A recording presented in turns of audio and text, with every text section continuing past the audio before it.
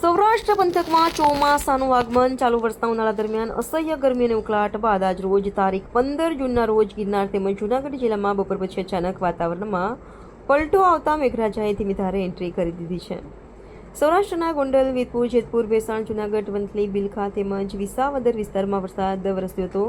તીખો તડકો અને અસહ્ય ઉકળાટ બાદ આજે શહેરીજનોએ ઠંડકનો અનુભવ કર્યો હતો. વધુમાં 15 જૂનથી લઈ 25 જૂન સુધી ચાલુ વર્ષનું ચોમાસું સમગ્ર ગુજરાત તેમજ અન્ય રાજ્યોને આવરી લેશે તેવી હવામાન ખાતાએ આગાહી કરેલ છે.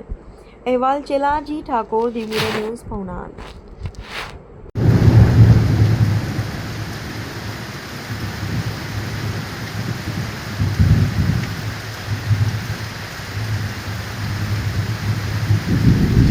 હાય, હું છું ક્રુઝિન સિંઘાનિયા. આપની આસપાસના સત્ય સમાચાર જાણવા માટે જોતા રહો દીવ મિરર ન્યૂઝ અને હા, લાઈક અને સબસ્ક્રાઇબ કરવાનું ભૂલતા નહીં. Thank you.